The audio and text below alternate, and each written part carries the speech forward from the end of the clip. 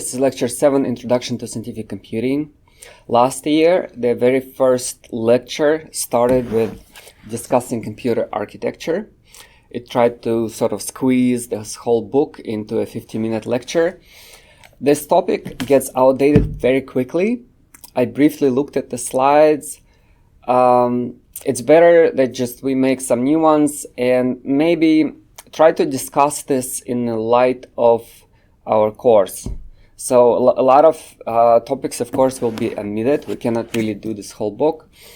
We will just look at something that maybe we will see in the matter of this course. So for all intents and purposes of this course, we're trying to use computer to evaluate mathematical expressions, and it comes down to performing algebraic operations. So we'll have addition, subtraction, multiplication, division.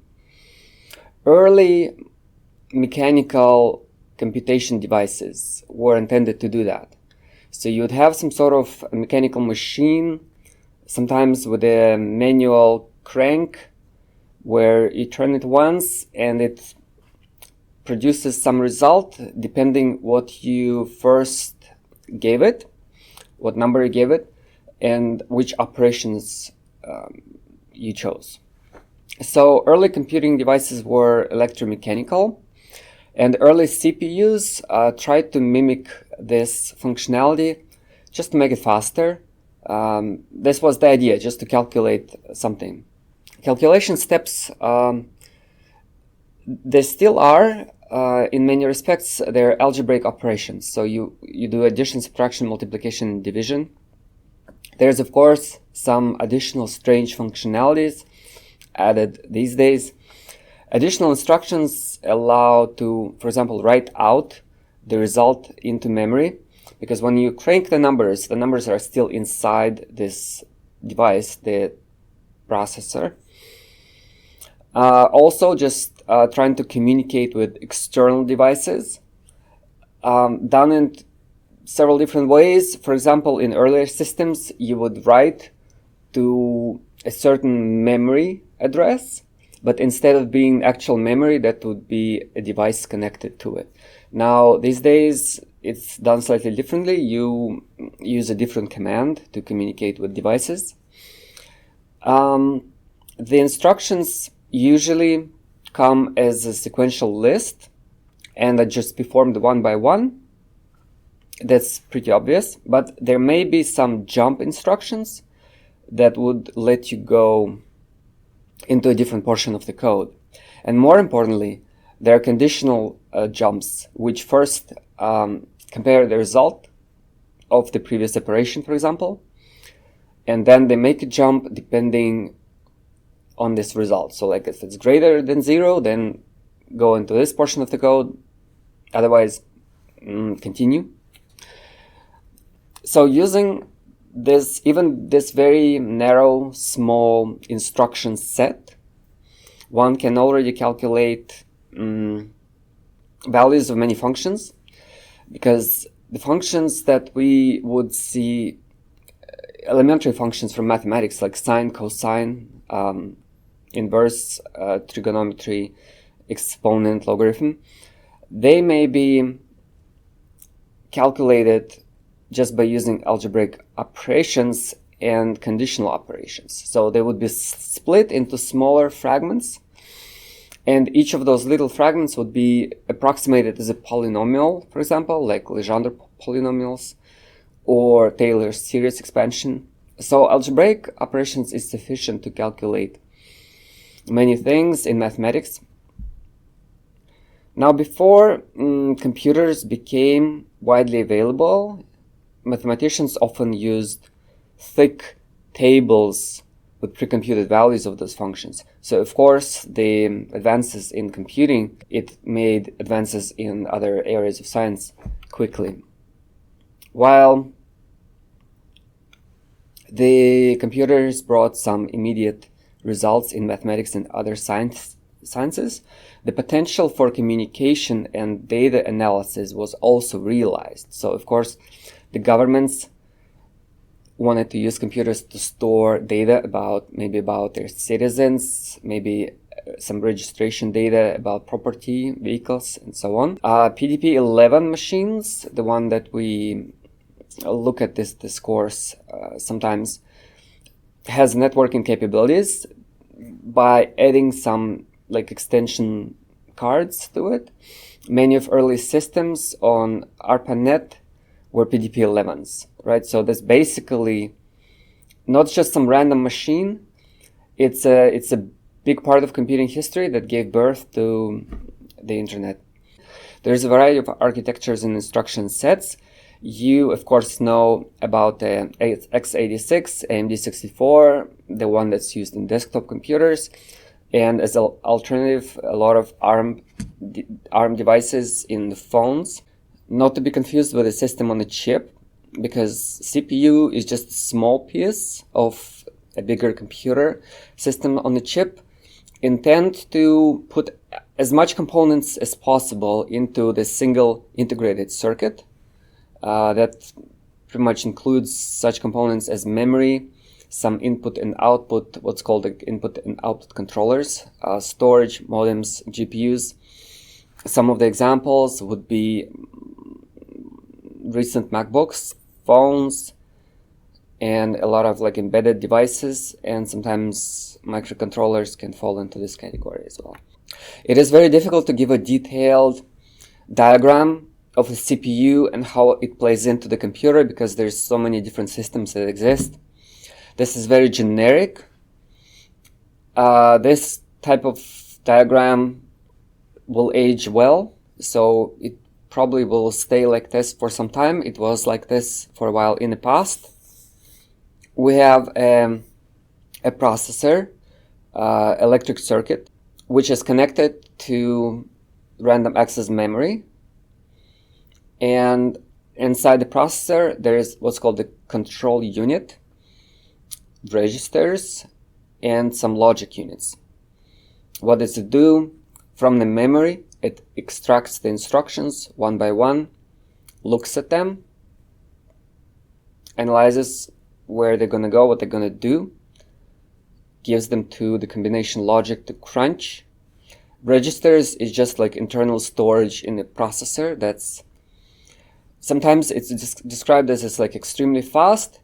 It's just the internal representations of data which can be immediately accessed by these instructions. If there is data in main memory, on modern machine, it actually takes, for example, up to 100 CPU cycles to extract something from main memory. So while main memory, like RAM, is considered to be fast memory, in terms of like processor, it is very slow because processor can do 100 things, 100 instructions, just while waiting for some data to come from memory. That's why there is a lot of like trickery these days. Aside from registers, there's some multi-level cache, which is faster than main memory, and so on. Hardwired into a CPU circuitry is a set of basic operations it can perform, called an instruction set. We know reduced instruction sets. Probably you heard about that. X86 has some crazy, large, heavy instructions that take multiple steps to compute.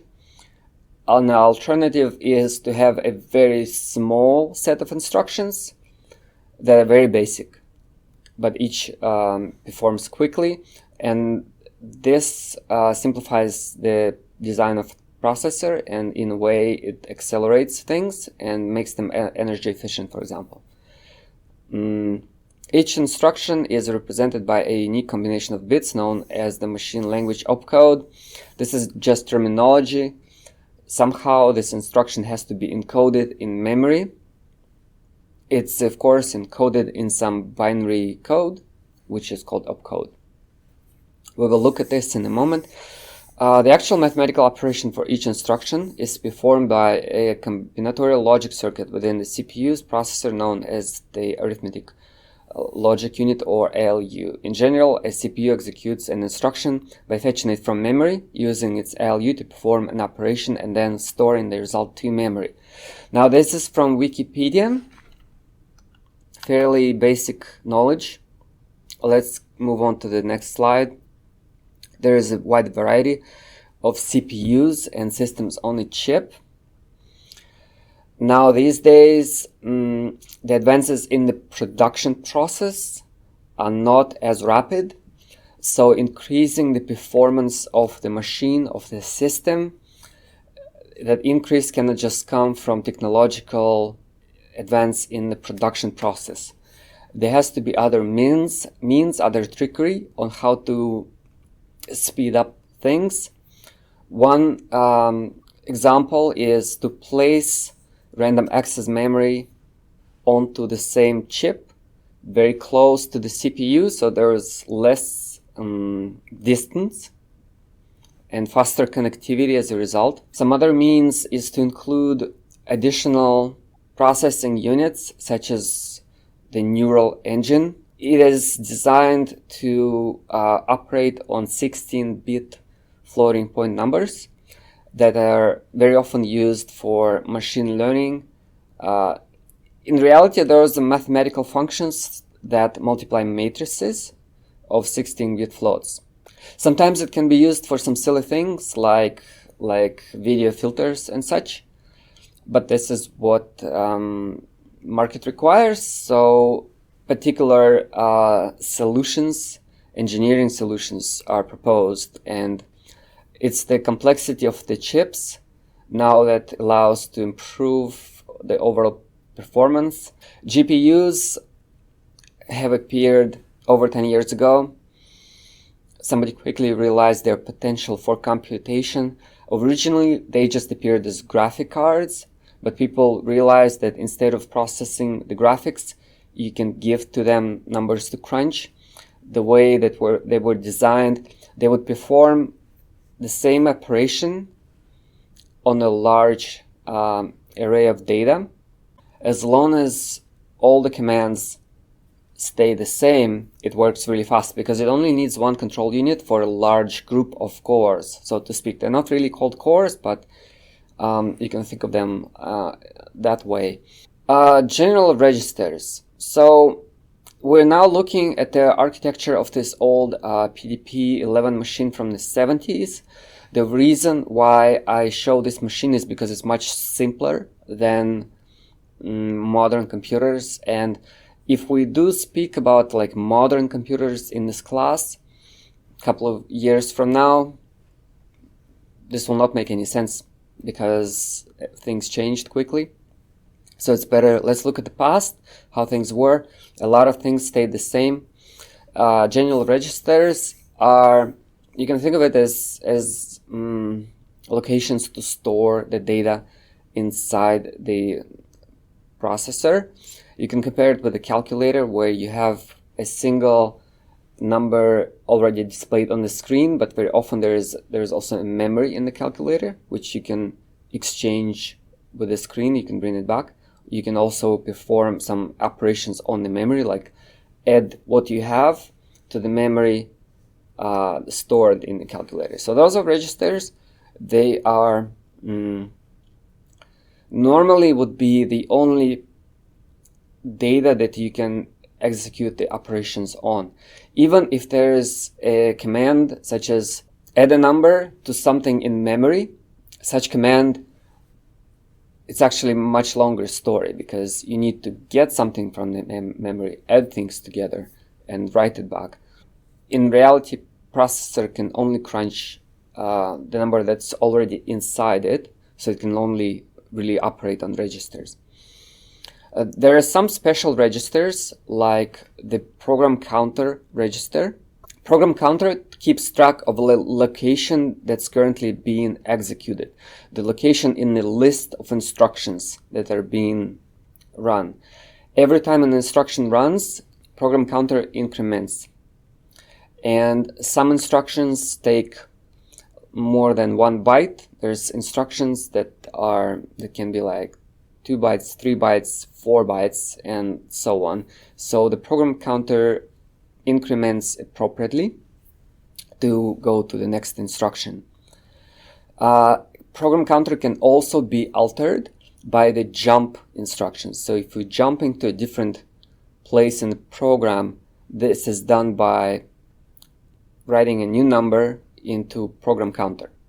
Usually not a fixed number, but usually an increment in comparison with the current position. So we can go down by like 10 instructions, or we can jump back to create a loop, and so on. There is also something you can see here is the kernel stack pointer and user stack pointer. Those are very important parts of the system design. On the right, there is a typical format for a single operand instruction in PDP-11, and what it shows here, there is an operation code in the last bits, so bits 15 through 6 specify the operation code. An example of a code for PDP-11 would be, for example, to clear the register, so reset it to 0. There's also 3 bits reserved for what's called a mode. Now we're not going to look at this. They talk about addressing mode. So the mode, how you take things out of the memory. And there's also 3 bits to denote the register. So over here there is essentially there is 6 general purpose registers that you would normally address. There is 8 of them in total, which is sufficient to encode with 3 bits. Here's an example on the left of the add command. The opcode is shown. Actually, it might be a different one that's shown on the illustration. There is the one for the increment. On the right, it is shown what we increment. And right now, number 3 is selected. So selected register will be register 3. An example, the bottom left, is the add command to add registers R2 and R4. And before and after situations are shown. So before we had 2 and 4. After, 2 remains unchanged. Register 4 becomes the sum. On the right, there is some of the instructions. Let's just quickly look at them. There may be instructions such as clear, whatever in the destination, usually a register. There might be an increment, decrement instructions, negate. Test, it's kind of like the conditional operator that we saw in Fortran. Now, of course, the processor instructions are quite far away from Fortran. They're not the same. This is the idea, to have Fortran as a higher level language, so that things such as do loops could be later compiled, translated into processor code, which does not have do loops, but operates in smaller, simpler terms like test and jump. Another set of instructions here, arithmetic shift right. So it would just take your whole byte and just shift every bit to the right. On the left, it'll just put 0. Same to the left. Rotate, it would shift, and then the bit that had fallen off, it'll just put on the other side, as far as I understand this. Swap bytes, let's skip that. So move is essentially assign something. So assign R0 with the contents of memory, or assign R0 with R1. Compare. This is important for conditional statements and for the loops. So, for example, you might want to loop until your variable reaches a given value, say like a value of 10. So a compare instruction would compare at every end of the loop and see what the next step should be, and so on. So we're not going to go through all these commands. There's addition and subtraction. There is some tests on separate bits. There's a whole page of instructions that deals with branching.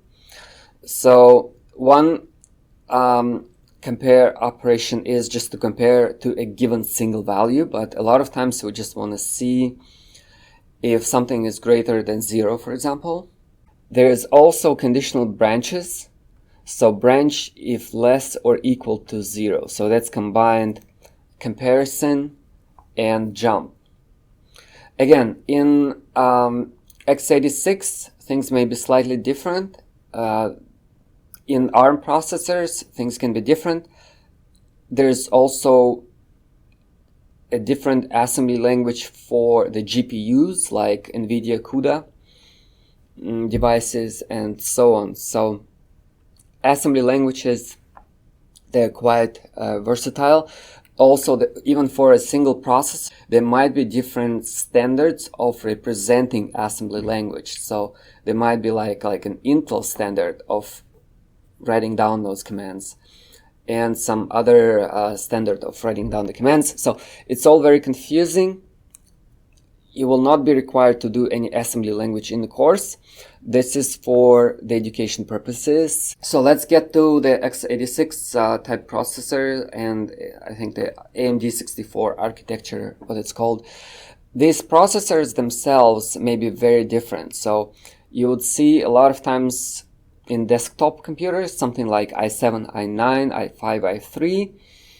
There's also a whole line of Xeon processors, and they can be different to a big extent. They have some instructions that are not available in the other processors, like AVX 512. They're called the advanced vector instructions. They allow to operate on several pieces of data at a time. 512 means 512 bytes. It will take but each, it doesn't necessarily add up bytes themselves, but it can add up 8-bit floating point values, 8-bit integers, maybe 4-bit floating point, and so on. If there is a piece of code, for example, some scientific code that is already compiled for Xeon, chances are it will not work on i9. So these processors are not that compatible between themselves.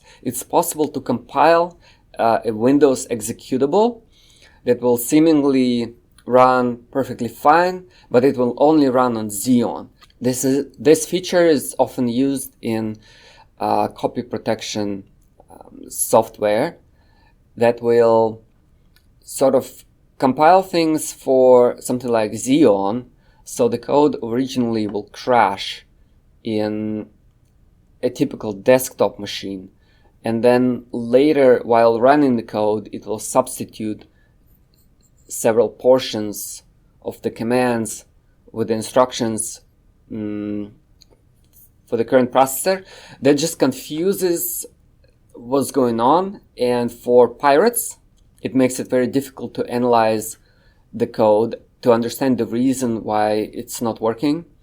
Let's consider, there used to be CPUs, the first generation core processors like i3, i5, i7. They came out, I think, around 2010. And for example, they did not have AVX instructions at all. So if you download a precompiled software such as TensorFlow, it will not run on those older machines. Now, of course, we wouldn't really expect anybody to use 10-year-old machines. Some of them are still great. There were some good laptops in 2010 that still run, but they will not run TensorFlow. Also, as we mentioned, so x86 architecture in general, they tend to have a lot of instructions, and some of them are very complex and convoluted, which makes a complexity of the processor design itself. You may, if you're interested, look up some YouTube videos about crazy instructions of x86. You will find something like PCL, MUL, QDQ, like careless multiplication, and PU, NPC, KHBW, unpack and interleave high order bytes. I'm not really sure exactly what they do. The point here is there are some instructions that you can easily understand, such as subtraction, addition, division, multiplication. Even shifting is fairly understandable. There are some specialized instructions for GPUs. For example, GPUs give a single instruction to multiple cores to perform. And one thing that they can do, each of those cores can pass the result to the next core, like on the left, on the next core on the right. And this allows you to, for example, add 16 numbers together quickly. I don't have a good illustration here, but I'll just explain it verbally. So if you have 16 numbers, typically you would think of them, you would have to add them one by one to get the result. There is a faster way. You can add neighbors to make it 8 numbers, and then you can add neighbors of those that will give you 4, then they will have 2 and have 1. This, of course, if your system is parallel, then instead of having 16 operations, you would cut down to just 4. Another thing to discuss, slightly in a different area. So we talked about executables, how they are binary files that contain instructions for the CPU to crunch. We also talked about program counter, that it starts at some point at the entry point of the program and it just keeps going. Let's show higher addresses, bigger addresses that will grow up. So you can imagine like the program starts somewhere like at the lower addresses, and as it progresses, it just keeps going up. Of course, aside from the code, there's other things in the memory. Examples, your constants. So we programmed like pi constant. I think we had some other constants as well that we pre-computed. And those, of course, they're already in the binary files somewhere. And on the illustrations on the right, they will be in the data section. So text would be for the processor instructions, and data would be for the attached constants that we had. Now there also may be something what's called like global variables, something that's accessible by any function, like from any portion of the code. But the variables that are, for example, not initialized at the start, or they may be initialized by the code itself. So the code will take, like say, like pi, and compute like pi squared, and then place it in some global variable, but it will not be programmed like in the source, rather than the code computes it. And these will go into this next BSS portion of memory. Now they're called segments, those separated memory locations. And in most modern systems, in larger systems especially, they are close together, like just one over the other, The next is heap. Heap is dynamically allocated portion.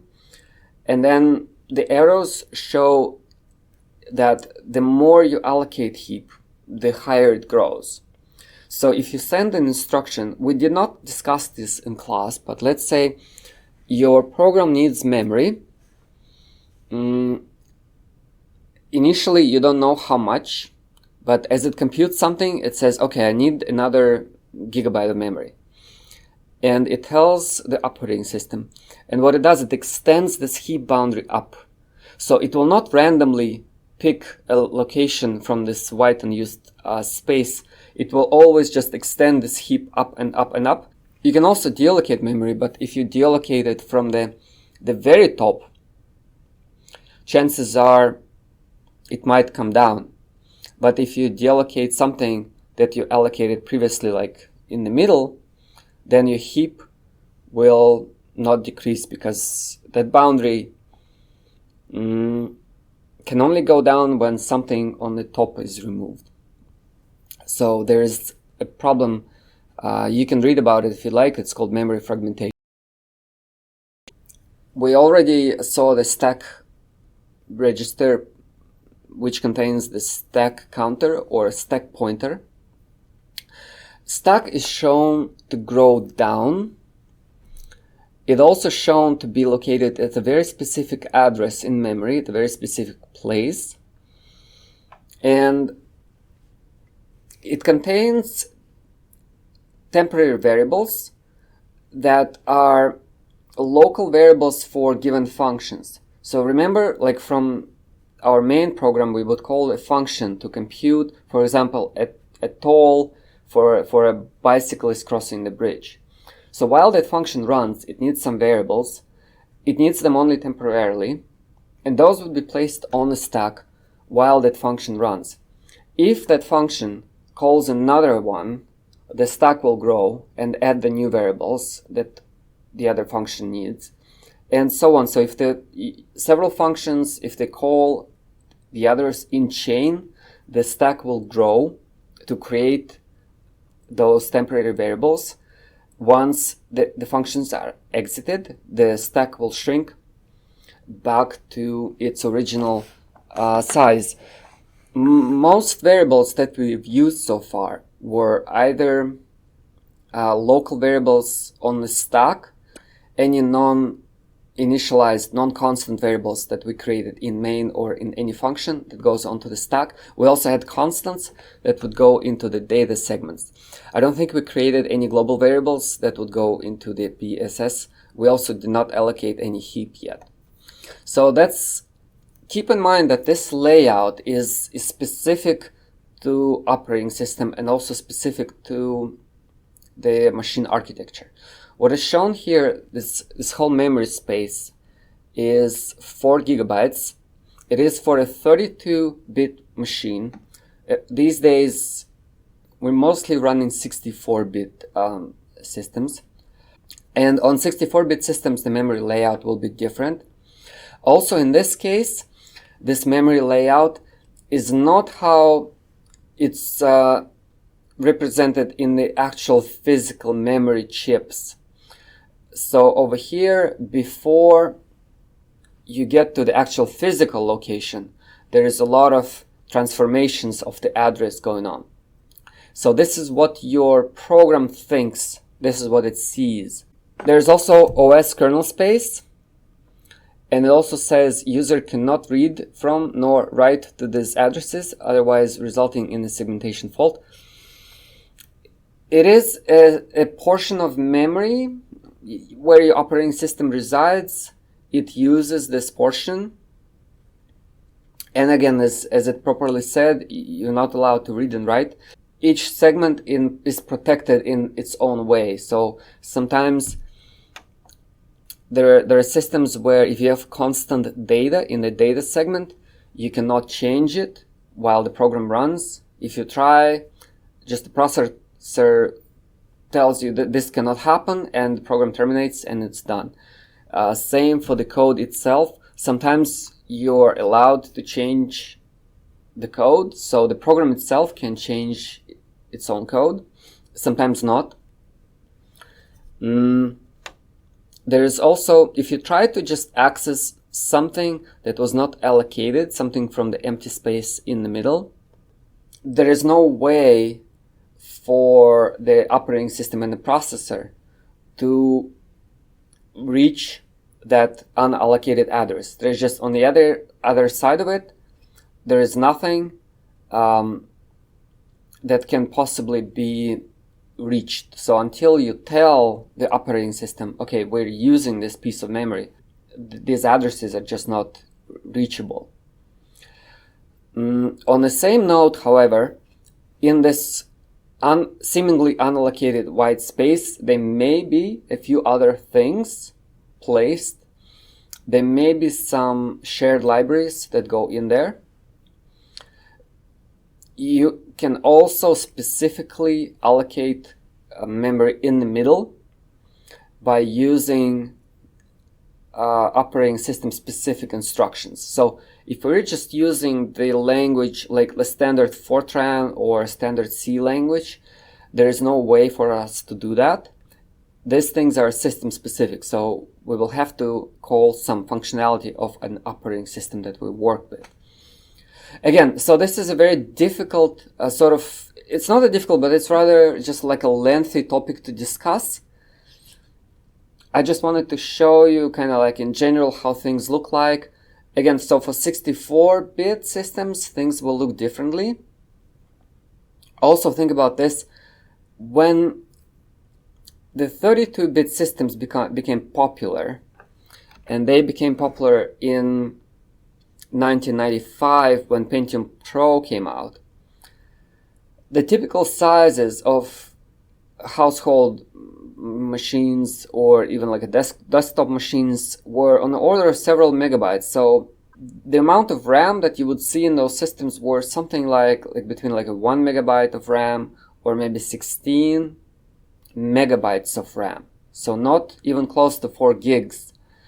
So all this layout, all this 4 gigs, it kind of fits into this 16 megabytes of physical memory that's available.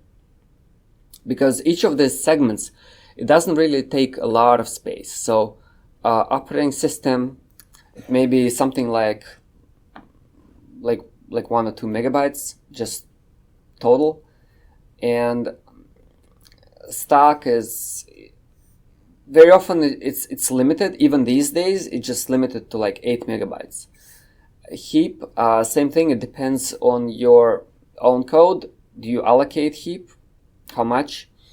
And then the code, when we compile the code, you can see that binary file is just like a few kilobytes.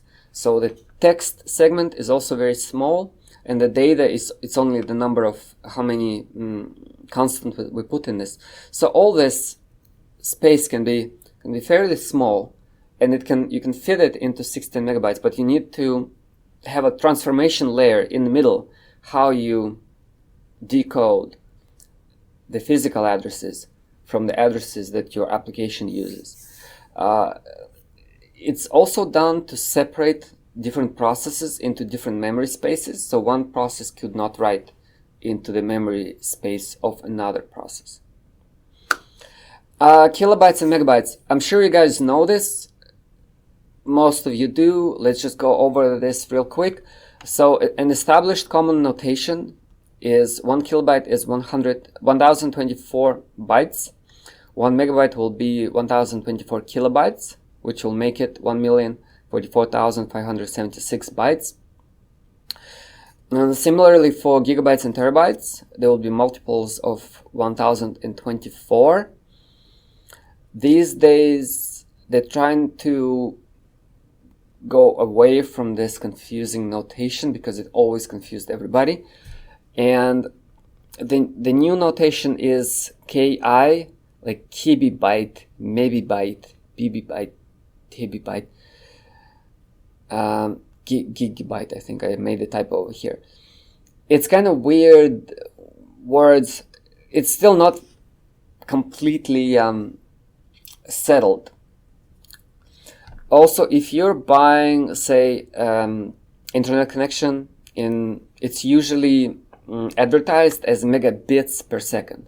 So that's like 5 megabits per second. It's not going to give you 5 megabytes. So divide this by 8. This will give you megabytes. The difference is the lowercase b. So when you're talking about megabits, the b will be lowercase, for bytes, uppercase. B. It's just a side note. It's not going to be used in this class or tested. Let's look at the compilation process now with this new knowledge that we acquired. So the Fortran source code, we already know it's compiled. It's compiled into the object file, which contains the binary like opcodes.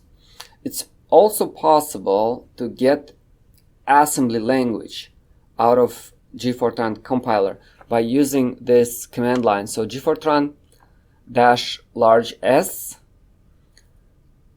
and your source code will give you assembly, and then this additional switch will give a more sort of expanded assembly, which will be more explanatory. Object files already contain the opcodes, but they're not for the operating system. The object files are usually compiler dependent. I don't think you can even mix different languages, although it kind of depends, I guess. So operating systems just doesn't have any clue what to do with the object files. It needs a finished binary executable, which is specific to an operating system. So on Windows, we have exe files. Mac OS, they have their own. Linux, usually binaries, they don't have any extensions, but they will be marked in the file system as allowed to execute. Executable file has a standard layout that OS can read, and the OS must know which portion is for the code segment, which portion is for the data segments, how much space for the BSS segment we will need. Heap usually starts at 0, heap allocation, and we allocate it as necessary. Stack, again, usually the stack begins at 0, but as the code runs, it will add some things on the stack. So an interesting topic that kind of falls into the theme of this lecture is what's called endianness. It's the representation of the integers and floating point numbers in computer memory. Now we already saw how they're represented in the registers.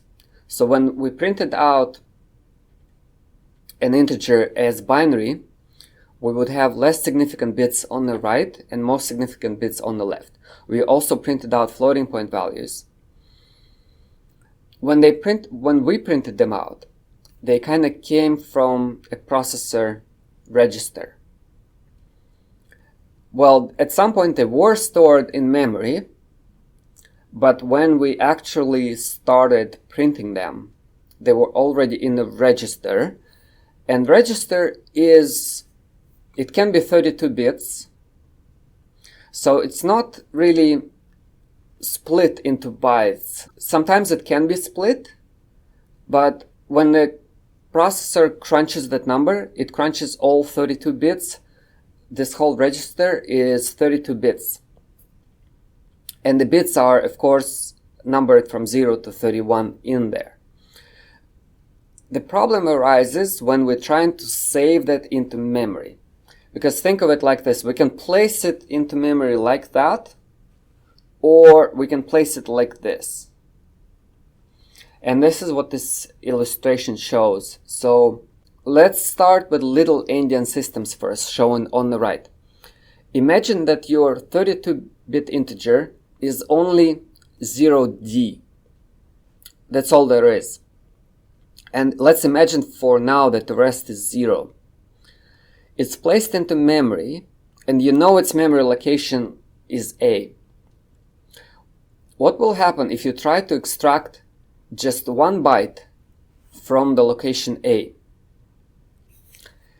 The answer is you'll get 0D. You'll get your least significant byte, but it's very easy to convert a 4-byte integer into 1 byte, because you just get out from the same location, you just get out 1 byte and you already have it. And this is the little endian system. Now the big endian system will put 4 bytes. Each of the bytes the bits will still be properly counted. Nothing will reverse inside the bits.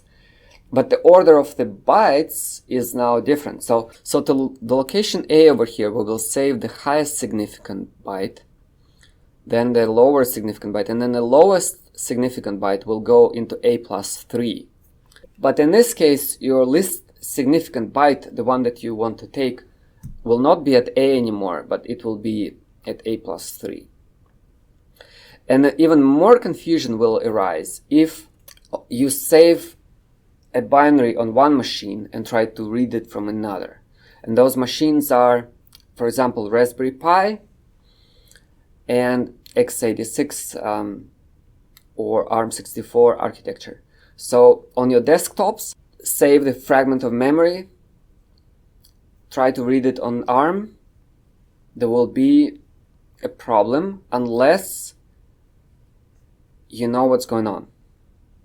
Or if you save it in some particular format, like at the time that you're saving it, you don't have to just take the chunk of memory and put it on a disk. You can still transform it in some ways. So either keep track of how you save the binary data, or save it in a format that is more universal. It's always easy to save things in just human readable text, like comma-separated values. If you save things in binary, this is the big source of confusion. We still have some time left to experiment with compiling the code into assembly.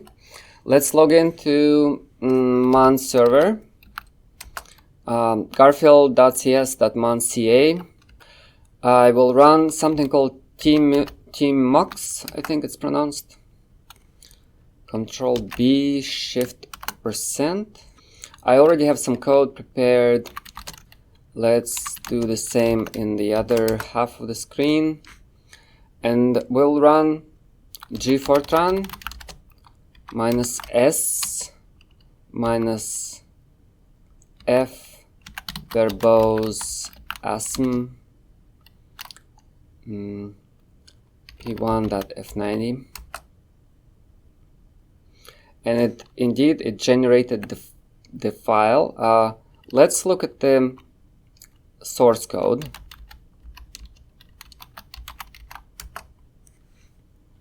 This program is fairly simple. Take A as an integer, assign it with a value of 7. Take B, assign it with A plus 6. From what we discussed, both A and B should be on the stack, the so-called stack variables. And now let's look at the assembly result that was generated. It's a file called p1.s. There is a large portion here on top. Let's look at the assembly language itself, at the result here. What we're looking for is this line, A equals 7. It's going to be the assembly instructions to place 7 into the variable A. And let's see how that happens. So it's something called move L command. So L would be for the 32-bit integer value. For floating point values, it will still be a move command, but it will have a different, slightly different name. And then we're moving 7. That's going to become part of the instruction itself. So there will be an opcode for the move command, but there will be 7 encoded into the instruction. And now it instructs where we're moving this. Essentially, RBP, it's one of the registers of the processor, but right now it will contain the bottom of, the bottom of the stack. 8 bytes are subtracted from that stack address. That's because counting from the top, the first 4 is for A, the next 4 is for B. That makes it 8 in total. So if we subtract 8, we are going into the memory location that stores A. Over here, we first load the contents of A into the register EAX. We then add the value 6 to the register EAX. The result is placed in EAX. And next we move that result into the memory location that stores B. Like as we discussed, -8 will store A, address -4 will store B. We count them in negative because we count them starting from the bottom of that stack segment. There is nothing else here to look at. There is still some code included. It kind of deals with just like starting the program. If there is any arguments that were already passed to the program by the operating system, this will sort of parse them, process them. There are some constants defined which we did not define. There is a lot of going on because Fortran is kind of a higher level language. It does a few things that are not strictly necessary. And let's look at the result that was produced. Over here on the left, we now have a conditional operator. We read input from the user. If the user entered something greater than 0, we print it out greater than 0. We also compare it with 0 itself, or less than 0. So again, a fairly simple algorithm, but let's see how it works. We now see at the top of the program there is some additional information. Now these strings that we encoded, they will be constant arrays, and they will go into the data segment. So it will be the portion of the initialized constant data. They will have their own memory location. It will be very different from the stack though. Even like visually, stack is way on top. These will be the quite different addresses. There's no problem using those addresses, but it's a very different location now. Let's look at the program. We'll not get into the detail of every instruction. We just want to see in general what's going on. So the value is read into K. It is read by some other function that's invoked. It's invoked at this stage. There is this line. It says call gfortran st read. And this passes control to some other functions. Some value is read. There is also something else is invoked called gfortran transfer integer. I assume that somehow stores the received values into our K. And indeed, there is an interesting quantity here. Minus 544 from the stack pointer. And my guess is our stack is now 544 bytes in size, and our K integer lies on the very top of it because it's like the first thing we declared in the program. Now let's look at the comparison operator. If K is greater than 0, then how does it perform in assembly language? First, extract K from the memory. Actually, K is at the memory location 548. We take out K out of the memory, put it in the register. There is this instructions that's performed test L, EAX. And in fact, it doesn't really test lower or greater. It just tests the contents and sets some other bits in the processor that are sort of unseen for us right now. But the next instruction is jump if less or equal. So if k is greater than 0, we don't jump anywhere. We just continue the program. And if k is less or equal, we jump to label 2. We skip all this portion and we jump to label 2. And the next thing we do, we perform the test operation again. And now we will jump if not equal. The other option is equal, so if it's equal to 0, k is 0. If it's not equal to 0, we jump to L4. And we just print out k is less than 0, that's all. So that's, of course, there's a lot of instructions that we did not look at. But in principle, the point here is that it's no longer the nice high-level Fortran code that we see on the left. Those are processor instructions that don't have that structure anymore. Those are jump instructions, load from memory, write from memory, a lot of operations with registers. So this one does a do loop. It actually computes a factorial of 10 by multiplying. Interesting thing to note, there is now an integer and there's 2 real values. Everything is on the stack.